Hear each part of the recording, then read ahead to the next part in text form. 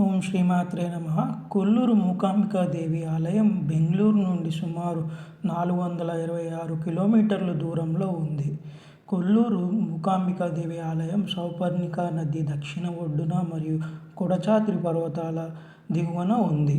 మూకాంబికా దేవాలయం యొక్క రూపకర్త శ్రీ పరశురాముడని ప్రతీతి. ఇక ఆలయ చరిత్రలోకి వెళ్తే, పూర్వం కౌమాసుడు అనే రాక్షసుడు ఋషులను మరియు ఇతర సామాన్యులను హింసించేవాడు. నారద మహాముని కౌమాసుడు ఒక స్త్రీ చేతిలో వధింపబడతాడని దేవతలందరికీ తెలియజేస్తాడు.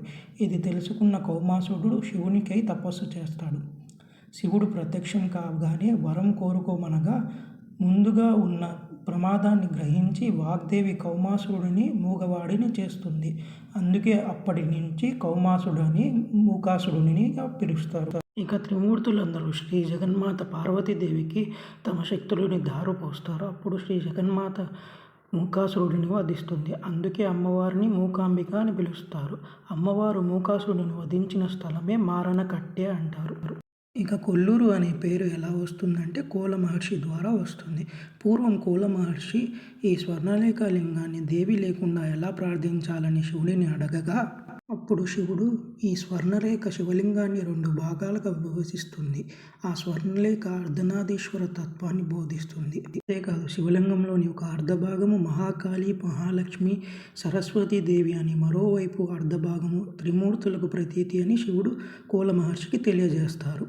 ఆలయ వెనుక భాగంలో శివలింగము మరియు నారాయణ స్వామి, సుబ్రహ్మణ్య స్వామి, అభయహస్తం దాల్చిన అభయాంజన స్వామి మనకు దర్శనం ఇస్తూ ఉంటారు. జగద్గురు ఆదిశంకరాచార్యులైన తన స్వస్థలం కేరళలో శారదాదేవికై ఒక ప్రత్యేకమైన ఆలయం లేదని తనకై ప్రార్థించగా, అమ్మవారు తన భక్తికి మెచ్చి ఒక వరమైతే అయితే ఆ వరంతో పాటు అమ్మవారు ఒక షరతును కూడా పెడుతుంది. ఏమి జరిగినను వెనక్కి తిరిగి చూడకుండా వెళ్తూ ఉండాలని అనుతుంది. అప్పుడు జగద్గురు మరియు జగన్మాత ప్రయాణం సాగుతూ ఉండగా కొడచాద్రి పర్వతం చేరగా అమ్మవారు నడుస్తున్నట్లు తన గజ్జల శబ్దం వినపడదు. అప్పుడు ఆదిశంకరాచార్యులు వెనుకకు తిరిగి చూస్తారు. అలా వెనుకకు తిరిగి చూడగానే అమ్మవారు మాయమవుతుంది. అప్పుడు ఆదిశంకరాచార్యులు ఎంతగానో బాధపడతారు. అప్పుడు కరుణామయైన తల్లి ఆదిశంకరునికి మరొక వరం ఇస్తుంది.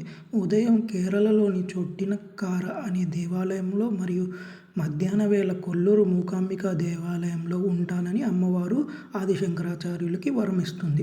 ఇప్పుడు మనం చూస్తున్న మూకాంబిక అమ్మవారిని జగద్గురు ఆదిశంకరాచార్యులు స్వయంగా స్వర్ణలింగం వెనుక ప్రతిష్ఠించారు. అమ్మవారి గర్భగుడిలోనే వెనుక భాగాన ఆదిశంకరాచార్యులు గారి పీఠం కూడా ఉంటుంది. వెళ్ళినప్పుడు తప్పకుండా దర్శనం చేసుకోండి.